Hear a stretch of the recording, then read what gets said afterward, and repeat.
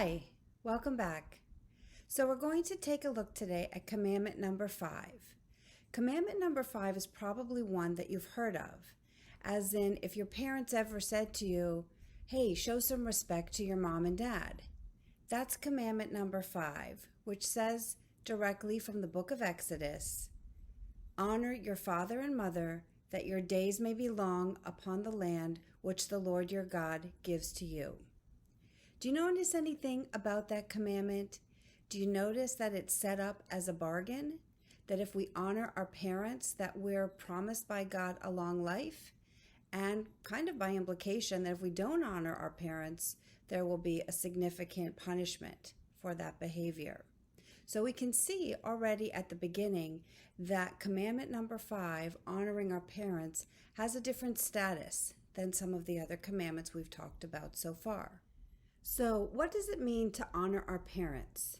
I think most of us would say that we observe this commandment, or at least we try our best to do so.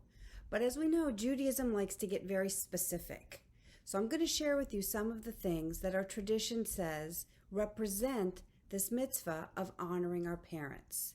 And they might sound a little bit strange or off the beaten path, but they represent some important ideas about the spiritual value behind honoring our parents. One practice that the Talmud says is important in observing this mitzvah of honoring our parents is simply not to sit in their place.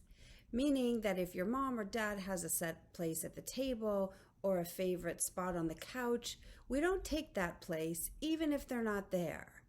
It shows a sense of humility, it shows a sense of respect for their comfort and their priority, and it shows that we're not trying to replace our parents, that we have our role and parents have their role, and that everybody deserves a set place that they can feel comfortable is always there and available for them.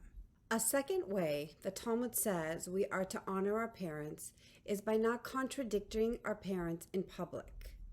Judaism and our rabbis understand that we're going to disagree with our parents, maybe on some small things, maybe on some big things. But in order to show respect to our parents, we never do so in public.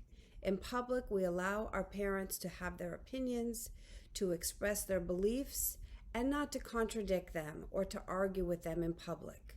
That allows our parents to have a sense of honor and respect in the community, with keeping our disagreements private and more constructive, so that when we're home or in a private space, we can talk about the things we disagree with without embarrassing or losing face to a parent in public. A third way the Talmud explains we are to show honor to our parents is to provide for their needs in the case that a parent is not able to do so on his or her own. So, if a parent needs a place to live, or clothing, or food, or transportation, those responsibilities fall to the child. And this might seem kind of obvious. Of course, we want to take care of our parents and make sure they have everything that they need. But we know in the real world that lives are messy and families are complicated, and we don't always get along with our parents. And so the Torah gives us this commandment, and the Talmud gives us this explanation to remind us that this responsibility to provide for our parents is not contingent upon love. It's not contingent upon whether we're close or not, or whether we get along or not.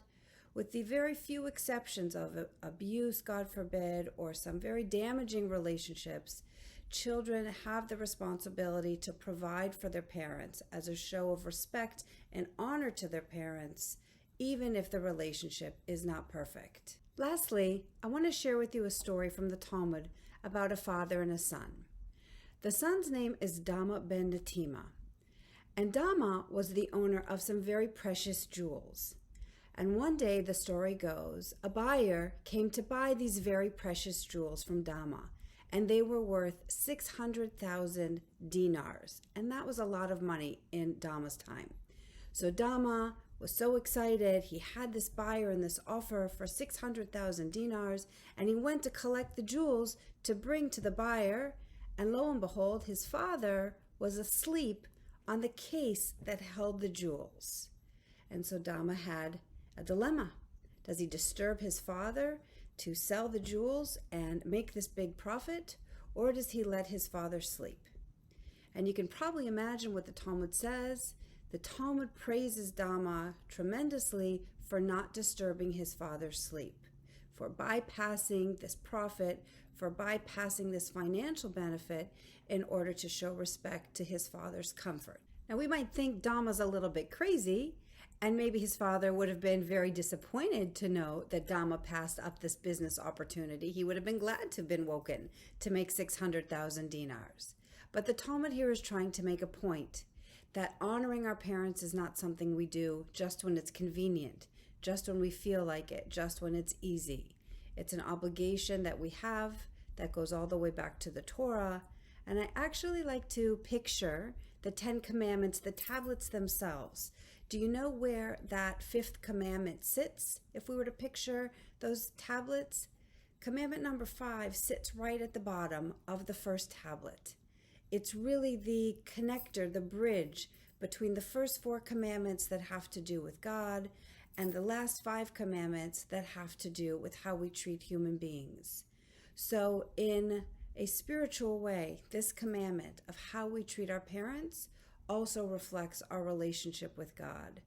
And how we treat God also reflects how we treat each other.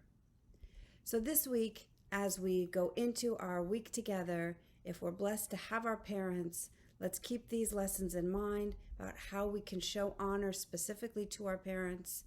And if we have lost our parents, if they're no longer with us in this world, I hope you'll find comfort in some of the memories and the blessings of the powerful relationship and memories that you have with your parents.